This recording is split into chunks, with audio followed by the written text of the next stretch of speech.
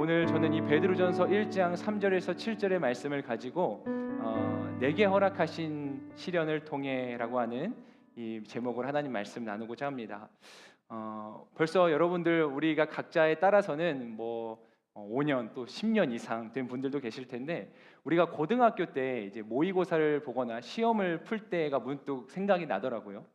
이 고등학교 때 모의고사를 풀 때마다 느꼈던 어려움은 거의 매번 이렇게 뭔가 시간에 쫓기는 느낌이었던 것 같아요. 물론 문제 자체가 어려웠기 때문에 그랬겠지만 문제가 너무 많은 게 문제였던 것 같습니다. 항상 늘 그렇게 시간에 쫓기다시피 이렇게 문제를 풀었던 기억들이 나더라고요. 또 어떤 문제들은 생각해 보면 사실 그 문제 속에 힌트가 있는 그 힌트를 해답의 힌트를 얻을 수 있는 문제들도 적지 않게 있었던 것 같아요. 국어 문제 같은 언어 문제 같은 경우는 그 지문 속에 답이 숨어 있기도 하고, 심지어는 이제 같은 과목의 문제를 풀 때 다른 문제 속에서 지금 내가 풀고 있는 문제의 그런 해답의 힌트를 얻게 됐던 그런 특별한 경험도 있었던 것 같습니다. 여러분들 우리 인생도 마찬가지라는 생각을 해봅니다. 풀어야 될 문제가 너무 많은 거예요. 그리고 한편으로는 그 문제를 풀기 위한 때로는 그 힌트들도 우리 인생의 주변에 적잖이 있는 것도 사실 우리의 인생입니다. 풀어야 될 문제도 많지만 그 문제를 풀기 위한 그 해답을 얻기 위한 힌트도 우리 인생 가운데 적잖이 있다라는 생각들 우리가 한번 해보게 되는데, 하지만 그럼에도 불구하고 여전히 도무지 풀리지 않는 것 같은 아주 어려운 극난이도의 문제들도 있는 것 같습니다.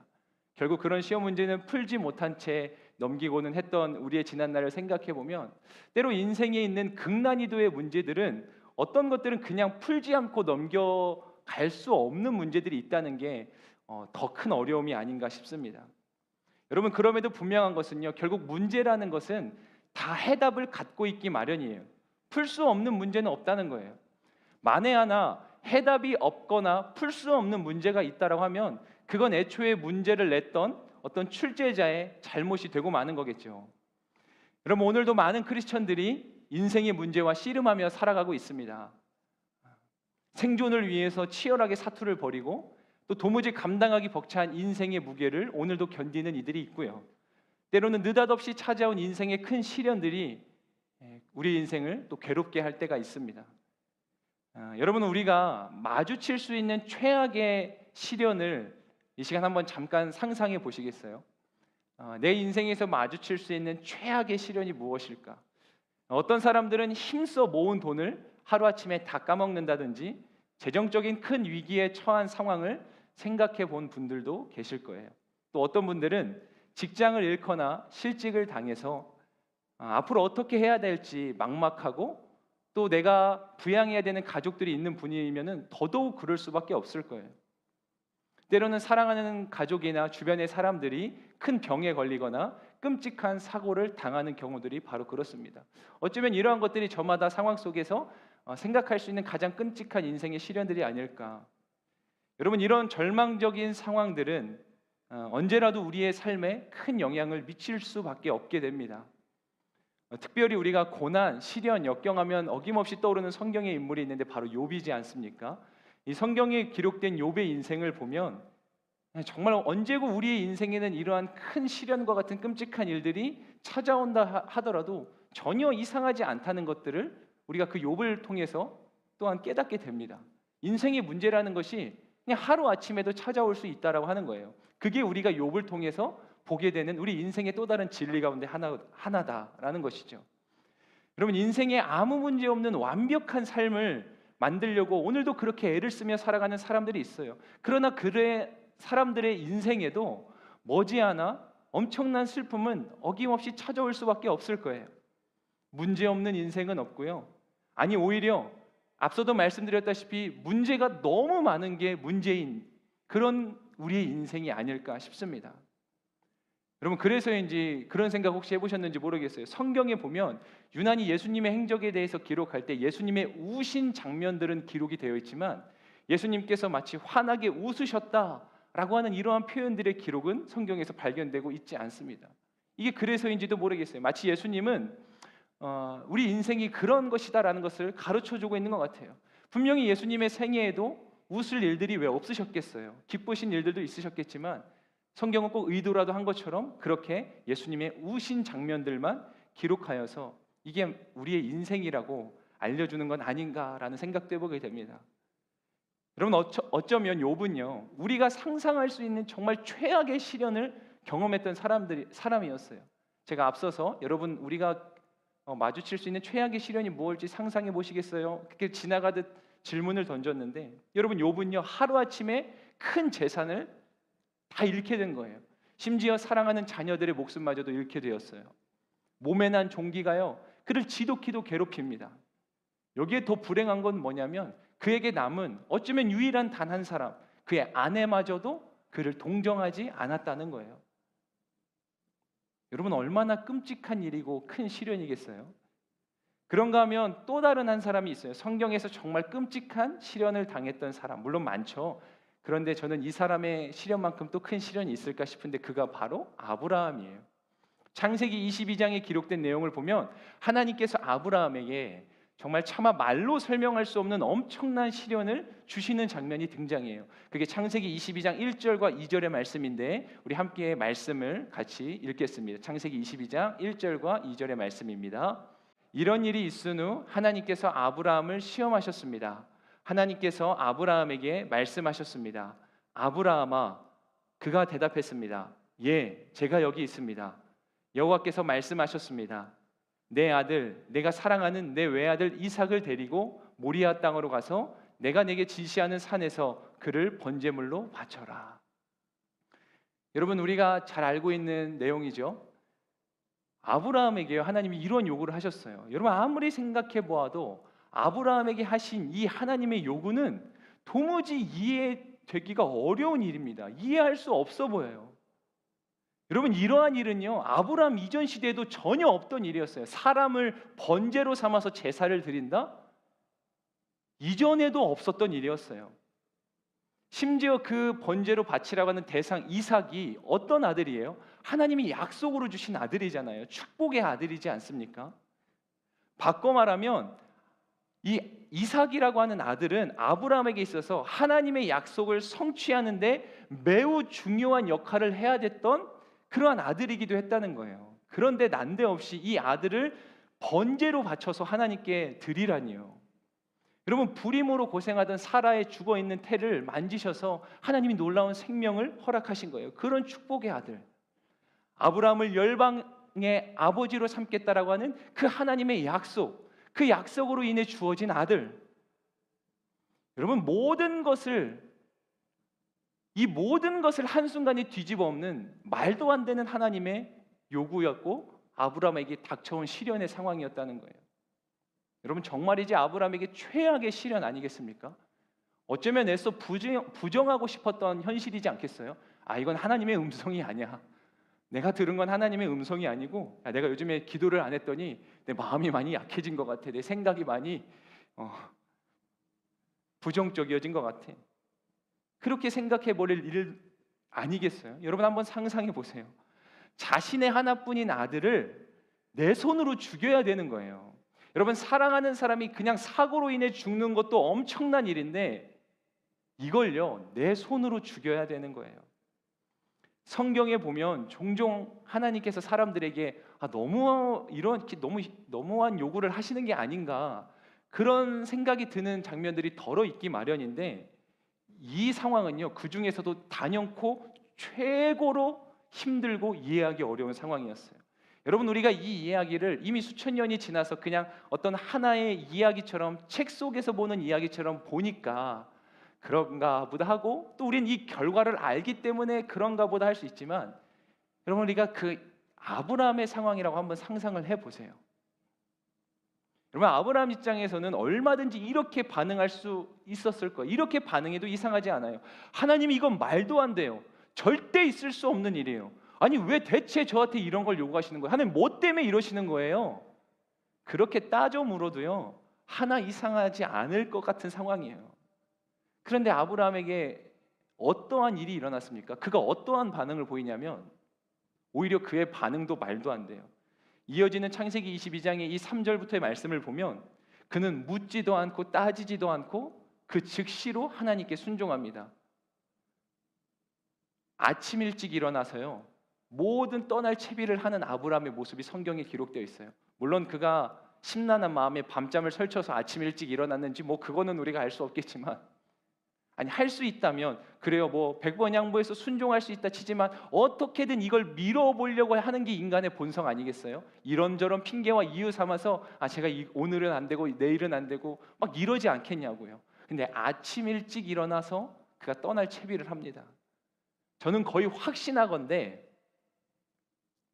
아브라함이 이렇게 할 수 있는 이유는 딱 두 가지밖에 없는 것 같아요.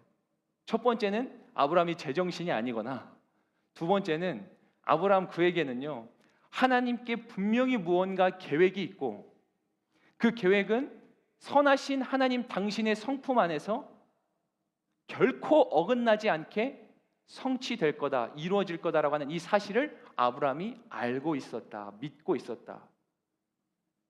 제정신이 아닌 사람 아니면 아브라함이 이런 하나님을 알고 신뢰했다, 이 두 가지 이유밖에 없거든요. 여러분, 아브라함이 이삭을요 기어코 하나님이 말씀하신 그 모리아 땅의 산에 이르러서 아브라함이 이삭을 제단 위에 올려놓습니다. 그리고 진짜로 칼을 빼들어요.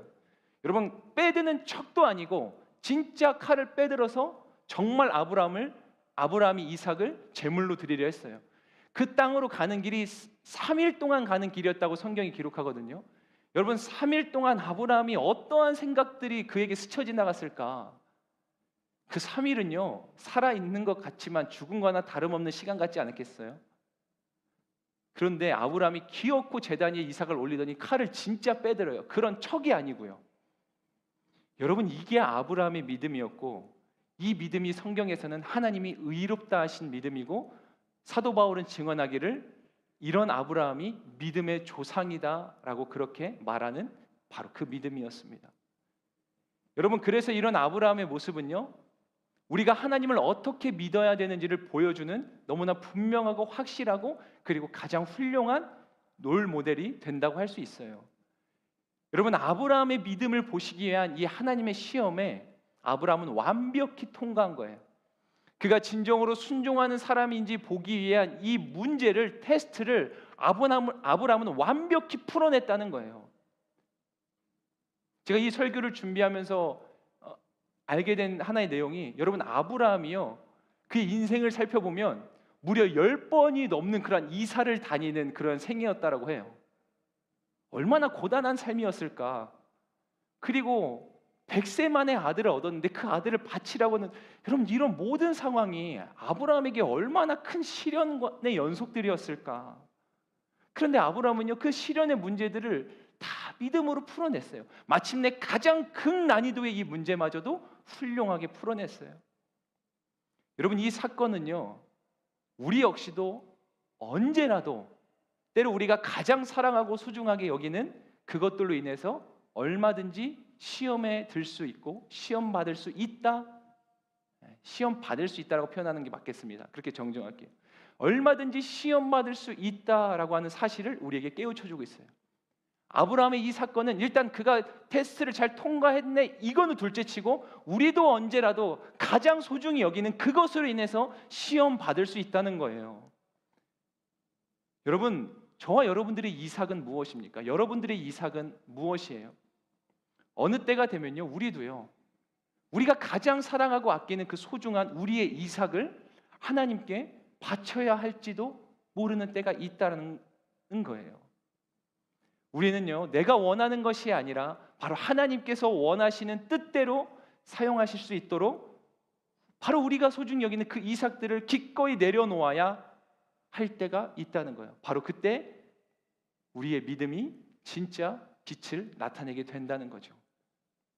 여러분, 우리는 살면서 정말 많은 시련들을 만나요. 어쩌면 지금도 그 시련의 한 중앙에 서 계신 분들도 계실 거예요. 여러분, 솔직히요 아브라함이 겪었던 이 시련을 나는 과연 견딜 수 있을까 생각해 보면 솔직히요 자신이 없죠. 혹시 여러분들은 어떠신지 모르겠어요. 저는 자신이 없다는 게 솔직한 표현인 것 같아요. 여러분, 아브라함의 순종과 믿음이 정말 엄청난 자기 부인이지 않습니까? 아브라함은 자신의 가장 귀한 것을 희생하기까지 그는 하나님을 믿었고 공경했고 사랑했다라고 하는 거예요. 그리고 히브리서 11장에는 이런 아브라함의 믿음에 대한 해설과 같은 내용이 담겨져 있는 것을 보게 되는데, 여기에서 우리는 그가 어떻게 이러한 시련들을 통과할 수 있었는지를 보게 됩니다. 히브리서 11장 17절과 19절의 말씀인데 함께 읽겠습니다. 믿음으로 아브라함은 시험을 받을 때 이삭을 바쳤습니다. 그는 약속들을 받은 사람이면서도 자기 외아들을 기꺼이 바치려 했습니다. 하나님께서 전에 말씀하시기를 내 자손이라고 불릴 사람은 이삭으로 말미암을 것이다 라고 하셨습니다. 아브라함은 하나님께서 죽은 사람도 살리실 수 있다고 생각했습니다. 그러므로 비유로 말하자면 그는 이삭을 죽은 사람들로부터 돌려받은 것입니다. 아멘. 여러분, 아브라함이 어떻게 시련을 통과했는지 보셨어요? 아브라함은 하나님이 죽은 자를 살리실 수 있다라고 하는 그 하나님이라는 걸 그가 믿었다라고 하는 거예요. 그렇기에 그는 비록 자신의 인생에서 진짜로 죽은 사람이 실제로 살아 돌아오는 것을 아직 본 적은 없지만, 그래도 그 하나님이 진짜 죽은 사람도 살릴 수 있는 하나님이라는 걸 믿었기에 순종할 수 있다라고 한다는 것, 순종할 수 있었다라고 한다는 거죠. 여러분, 이 말씀은요, 하나님께서 그분의 약속과 목적을 결코 실수하지 않고 한치의 오차도 없이 완벽하게 성취하신다는 것을 진심으로 믿고 신뢰한다면, 우리 인생에 아무리 어렵고 힘들고 가장 극난이도의 시련에 찾아온다 할지라도 그걸 극복할 수 있다는 걸 보여주는 말씀이에요. 다시요, 하나님을 향한 그 분명한 신뢰가 있다면 우리 인생의 그 모든 시련도 극복할 수 있다. 이걸 가르쳐주는 말씀이라는 거예요. 여러분, 때로는 하나님께서 우리에게 시험을 허락하신다는 사실을 깨달아야 돼요. 그리고 그 시험 가운데 견딜 수 있는 비결은 전적으로 하나님을 신뢰하고 반드시 그 하나님께서 협력해서 선을 이루신다는 것을 믿는 것 외에는 방도가 없어요. 어느 정도의 난이도에 따라서 그 시련들은 우리 힘으로, 우리 의지로 이겨낼 수 있다 말할 수 있을지 몰라도, 정말 우리 힘으로 풀 수 없는 그 문제를 만나게 됐을 때 우리에게 필요한 유일한 그 힌트, 해답으로 가는 유일한 일은 이거밖에 없어요. 하나님을 향한 절대적인 신뢰. 여러분, 사람은 누구나 편안하고 싶고요, 어떠한 문제도 없는 완벽한 인생을 꿈꿔요. 그러나 애석하게도 우리는 누구라도 이 땅에서 살아가는 동안 삶에서 겪게 되는 시련들로부터 자유로울 수 없다는 거예요. 더욱이 예수님을 따르는 그 제자의 삶, 제자도를 뭐라고 말해요? 십자가 지고 따르는 삶이다, 친히 말씀하세요. 그래서 영국의 한 청교도 설교자가 이렇게 말합니다. 하나님께서는 죄 없으신 독생자가 있지만 십자가 없는 아들은 없으시다. 다시요, 하나님께서는 죄 없으신 독생자가 있지만 십자가 없는 아들은 없으시다. 여러분, 그리스도인들의 삶에는 반드시 시련이 있을 거예요. 아니, 더욱 있을 겁니다. 그런데요, 아무리 극심한, 내가 사망의 음침한 골짜기 가운데 다니는 것 같을지라도, 그러나 해를 두려워하지 않는 것은 주의 지팡이와 막대기가 나를 안위하시기 때문이다 라고 하는 이 시편 기자의 고백이 곧 우리의 확신이고 고백인 줄로 믿습니다. 여러분, 하나님께서 함께 하시고 그것을 절대적으로 신뢰하는 인생은요, 그 시련을 넉넉히 이기고 승리할 수 있다는 거예요. 반드시 승리합니다. 시련을 피할 수 없다는 것도 인생의 진리이겠지만, 그러나 그 시련 속에서도 하나님 붙드는 인생은 반드시 승리한다? 이건 진정으로 진리이고 우리 삶 가운데 약속된 말씀이라는 거예요. 여러분, 그러니 꼭 기억하세요. 시련 속에서 하나님을 놓치지 않으면 승리는 보장되어 있습니다. 그 힘겨운 시간 속에서 하나님은 결코 우리를 그냥 홀로 두지 않는다는 거예요. 여러분, 사실 이러한 시련에는요, 몇 가지 목적이 있기 마련이에요. 특별히 이 최고의 설교가 중에 한 사람으로 꼽히는 존 메가더 목사님이 이 시련의 목적에 대해서 다 몇 가지를 이야기합니다. 첫 번째가 바로, 한번 여러분 고백해 보시겠어요? 시련은 우리의 믿음의 강도를 시험합니다. 시련은 우리의 믿음의 강도를 시험합니다. 여러분, 때때로 앞서 보신 것처럼 하나님은 그 믿음을 보시기 위해서 때로는 시련을 허락하신다는 거예요. 여러분, 그런데 그런 생각이 드는 거예요. 아니, 하나님이 내 믿음이 어느 정도를 모르시는 분인 걸까? 아니, 그런데 우리가 고백한 하나님은 모든 걸 알고 계신 전지전능하신 분, 다 알고 계신 분이잖아요. 그분은 우리의 머리털 숫자까지도 세신 바 되며 그분은 우리의 심령과 중심을 감찰하는 분이다. 이 고백을 생각해 볼 때 사실은요, 엄밀히 말하면 하나님은 우리의 믿음이 어느 정도인지 아세요. 근데 누가 모르기 때문에 시험이 필요하냐면 내가 모르는 거예요. 하나님은 아시는 거예요. 지금 나의 믿음의 가 어느 정도인지를. 그런데 지금 그것 가지고 안 되는 거예요. 그 플랜도 가지고 계세요. 근데 정작 내가 몰라요. 우리가 모르는 거예요. 여러분, 어떤 면에서는요, 그래서 하나님이 왜 시련을 주시는가? 그 시련을 통해서 바로 우리 스스로가, 저와 여러분들 우리 스스로가 우리의 믿음의 현 주소를 보게 된다라고 하는 것이죠.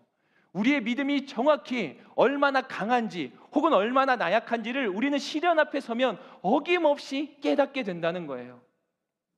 여러분, 가장 최근에 겪고 계신 그 시련으로 인해서 혹시 원망하고 계십니까? 불평하고 계십니까? 하나님께 따지듯 그렇게 물으면서 순종을 어떻게든 안 하려고 피하고 계십니까? 여러분, 안타깝지만 우리의 믿음이 많이 연약하다는 증거예요. 이와 다르게 여러분, 닥친 시련에도 불구하고 여전히 하나님 의지하고 바라보고 계시며 그 전에도 없던, 아니 그 전에도 여전히 있던 그 고백이 지금도 여전하고, 심지어 그 전에 없던 나의 믿음의 고백이 지금 더 간절히 드려지고, 무슨 말이에요? 여전히 믿음과 은혜와 예배와 기도의 자리를 지키고 계신다면 여러분들의 믿음이 그만큼 훌륭하다는 거예요.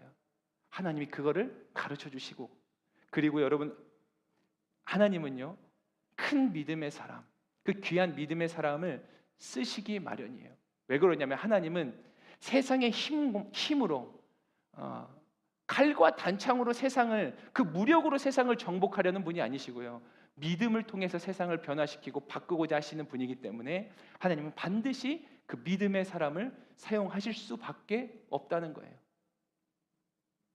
두 번째는 한번 따라해 주시겠습니까? 시련은 우리를 겸손하게 합니다. 시련은 우리를 겸손하게 합니다. 오늘 3절 말씀에 보니까요, 우리 주 예수 그리스도의 아버지 하나님을 찬양합니다. 하나님께서는 그분의 풍성하신 긍휼을 따라 우리를 거듭나게 하시고 예수 그리스도를 죽은 사람들로부터 살리시어 산 소망을 얻게 하심으로 라고 하는 표현이 있어요. 여러분, 하나님께서는요, 우리를 겸손하게 하시기 위해서 시련을 주신다는 거예요. 이 3절 말씀을 보면 하나님께서는 그분의 풍성하신 긍휼을 따라 우리를 거듭나게 하신다.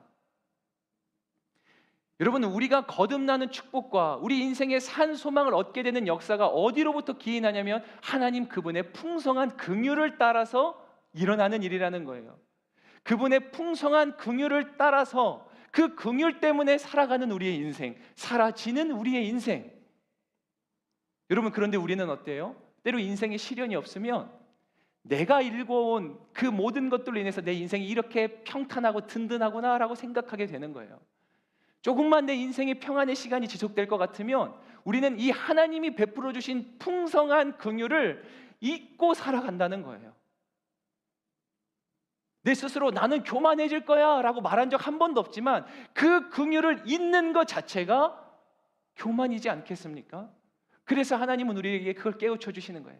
우리를 겸손하게 하시는 거예요. 네 인생 네 힘으로 사는 것 같지만 결코 그렇지 않아.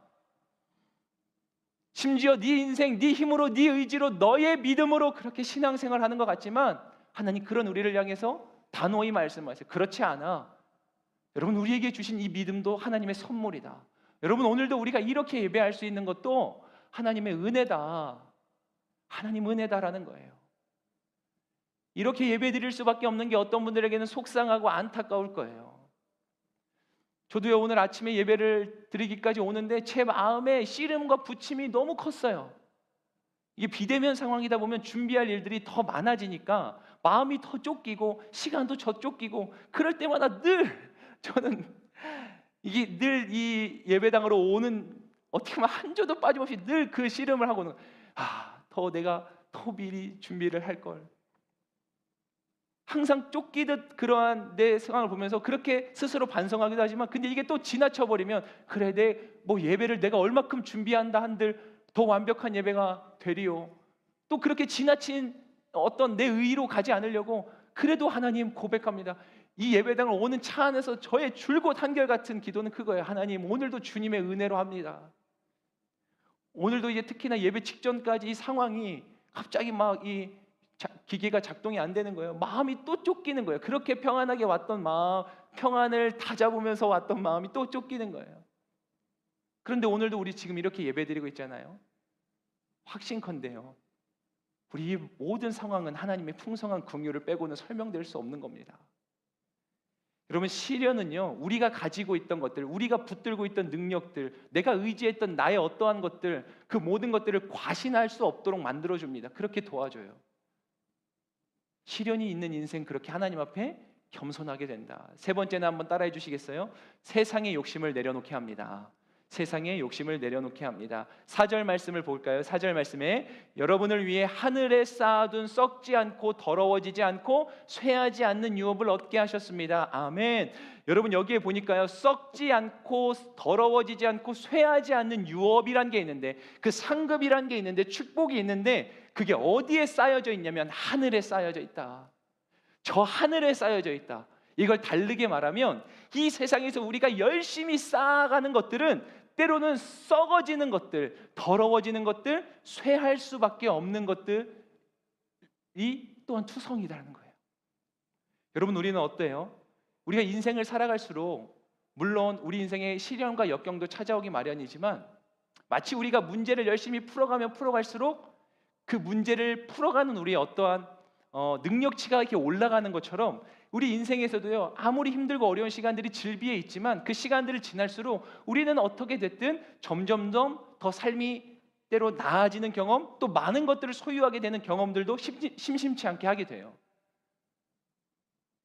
여러분들 가운데는 뭐 이런 상황이 다 10분 동의 안 될지 모르겠지만 저는 이 표현이 참 동감이 돼요. 참 어려웠던 시간들 많고 지금도 여전히 어쩌면 어려운 시간들은 있지만, 그러나 부인할 수 없는 한 가지는 하나님께서 내 인생에 주신 복들이 너무나 많아요. 지난 시간들을 돌아보면 지금의 내 시간과 그때의 세월들은 비교할 수 없을 만큼 하나님이 너무나 많은 것들, 풍성한 것들을 주셨어요. 여러분들 인생에도 아마 그런 분들 계실 거예요. 하나님의 은혜를 따라서 내가 원하는 만족치는 안 채워졌을지 몰라도 지난 날과 비교해보면 더 많은 것들을 누리고 있는 분들 분명히 부지기수로 많이 있습니다. 성공도 경험해요. 크고 작은 성취도 경험해요. 또 많은 것들을 누릴 수 있는 기회들도 가져봤어요. 여러분, 이집트 왕궁의 모세를 기억하죠? 그가 애굽의 왕자였습니다. 이집트의 왕자였어요. 그가 모든 것들을 다 누렸다고 해도 과언이 아니에요. 그런데요, 그에게 그 상황과 환경은요, 하나님의 사명을 보지 못하게 했습니다. 정리해서 말하자면 그가 세상의 재물과 이런 호의호식하던 걸로부터 눈을 돌리게 되었을 때 그는 진정 하나님의 사명을 보게 되었어요. 그가 세상의 재물로부터 눈을 돌리자 하나님의 사명이 보이기 시작했고, 그 자리가 보이기 시작했고, 그곳에서 그는 마침내 하나님의 연단을 거침으로 진짜 그 인생을 향한 하나님의 뜻과 목적을 성취해 나갈 삶으로 준비되어졌다라고 하는 거예요. 여러분, 우리가 여전히 견물생심, 이 세상에 썩어지고 그리고 더러워질 것들에 눈이, 시선과 마음이 빼앗겨 있고 매여 있는 한 우리는 하늘의 것, 하나님의 것, 하나님의 사명을 보지 못하는 영적 무지함과 소경의 상태에 처하게 되고 말 거예요. 그런데 시련이 무엇을 준다? 때로 이 땅에 쌓아둔 그 모든 것들이 하루아침에 수포로 돌아가는 그 상황을 보면서, 야, 이 땅에 있는 것들은 진짜 한낱 먼지와 같을 뿐인 인생이구나. 이 땅에 그 어떠한 것도 영원한 것이 없구나. 적어도 하나님 믿는 바 하늘 그 나라, 하나님의 나라를 소망하는 우리에게는 진짜 영원한 것은 이 땅에 있는 것이 아니라 저 하늘에 있구나. 여러분, 그렇게 시련은 우리로 하여금 세상에 있는 헛된 욕심들을 내려놓게 만든다라는 거예요.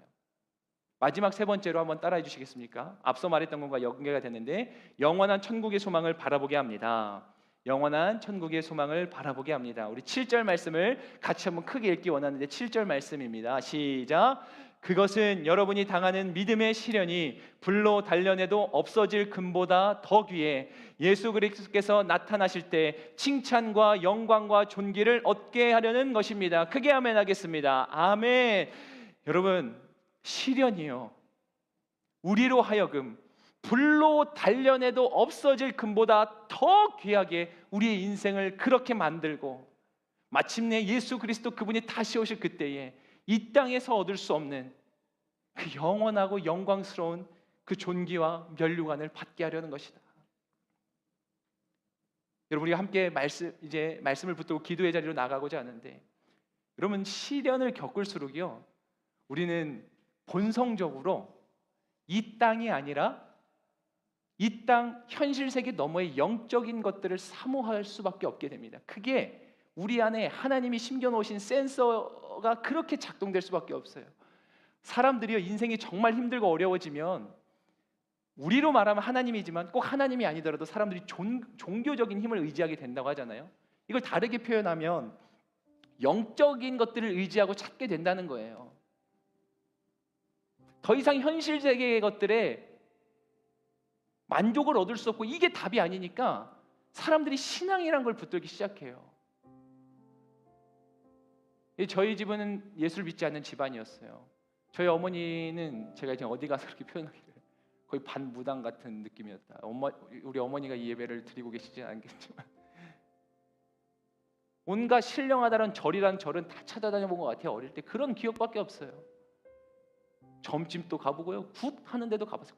굿 영어 굿 말고요. 굿 알죠? 무당들이 작두 타고 하는 그런 거 막 뭐 뿌리고 돼지 머리 잘라놓고, 그런데 진짜 많이 가본 것 같아요. 그런 어머니를 보면서 그 어린 마음에도 그런 생각이 들었죠. 우리 엄마가 진짜 힘들구나. 인생이 힘들구나. 제가 왜 울컥했냐면 엄마 생각나서 그런 게 아니고 우리 인생도 똑같아요. 청년들 인생도 똑같습니다. 왜 사람 의지할까? 왜 저렇게 사람 때문에 상처받고 현실에서 힘들어할까? 너무 힘드니까 그거라도 붙잡고 싶은 거 아닐까라는 생각이 드는 거예요. 여러분 우리가 시련을 겪을수록 사실 그 시련이 더해질수록 우리는 본성적으로 더 영원한 것을 사모하는 존재로 지음받았습니다. 그 대상을 정말 명확히 해야 돼요. 여러분 믿음의 선조들이 그 말도 안 되는 상황 속에서 순교의 믿음까지 가고 사도 바울이 내가 이전의 모든 것들 다 배설물로 여긴다. 난 그리스도로 인해서 나를 향해 부르신 그 표대를 향해 오늘도 달려간다. 그러면서 그가 매맞는 걸 두려워하지 않고, 그가 그리스도인의 핍박받는 걸 두려워하지 않고, 감옥에 갇히는 걸 무서워하지 않고, 그가 끝끝내 하나님의 그 영광의 면류관을 쓸 수 있었던 것은 그는 영원한 천국을 소망했기 때문이다. 제가 아내와 종종 그런 얘기들을 해요. 할 때가 있어요. 마라나타, 주님 빨리 오셔야 된다. 주님 빨리 오셔야 된다. 왜 그런 얘기 하냐면 왜 힘들 때 그런 얘기를 해요. 물론 여러분들 가운데는 아직 주님 오시면 안 됩니다. 저 이 땅에서 아직 누려야 될 게 있습니다 라고 하실지 모르겠지만, 그러나 저는 확신컨대 주님이 오실 그날에 모든 것이 완성될 그날에 우리도 사도 바울과 같이 똑같이 고백할 겁니다. 이전의 모든 게 배설물일 뿐이었다. 여러분 시련은요 우리가 진짜 사랑하는 게 무엇인지를 보게 합니다.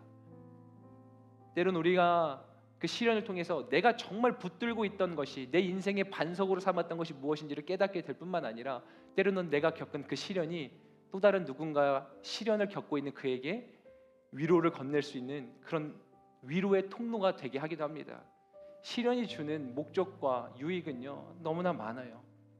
근데 이 분명한 한 가지 때문에 우리가 그 목적과 유익을 보지 못하게 되는데 그 시련이 너무 힘들기 때문에.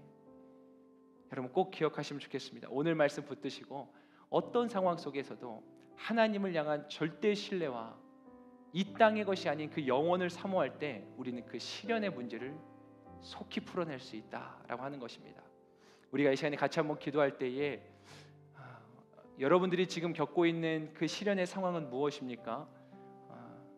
여러분 그 시련 속에서 지금 어떠한 것들을 발견해가고 깨달아가고 계세요?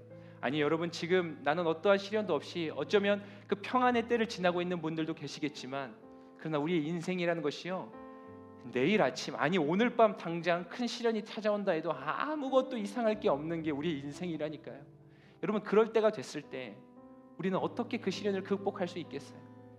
여러분 어떤 분들은 너무나 지독히도 여전히 풀리지 않는 오랫동안 그 시련의 시간을 견뎌내고 있는 분들 계실 거예요. 여러분 하나님 의지하고 계세요? 잘하고 계신 거예요. 잘하고 계신 거예요. 잘하고 계시니까 절대 포기하지 말고, 하나님이 아닌 다른 것들을 의지하고 계세요? 여러분, 오늘이 그 기회예요. 하나님을 붙잡으세요. 다른 썩어질 것들 붙들지 말고 우리에게 풍성한 긍휼을 따라 그 영광의 면류관을 예비하고 계시는 그 하나님 바라보십시오. 이 시간 우리가 이 주신 말씀 기억하고 우리가 각자의 자리에서 주여 한번 부르고, 하나님 내게 허락하신 그 시련을 통해서 내가 정금과 같은 믿음으로 단련되어 하나님 앞에 그렇게 나아가겠습니다. 여러분, 고난이 모든 인생을 망가뜨리지 않아요. 시련이 모든 인생을 망가뜨리지 않아요. 어떠한 인생은 그 시련을 통해서 진짜 정금과 같이 빚어지는 인생이 있어요. 우리가 그렇게 되기를 간절히 소망하며 주여 한번 부르고 통성을 함께 기도하며 나아가겠습니다. 주여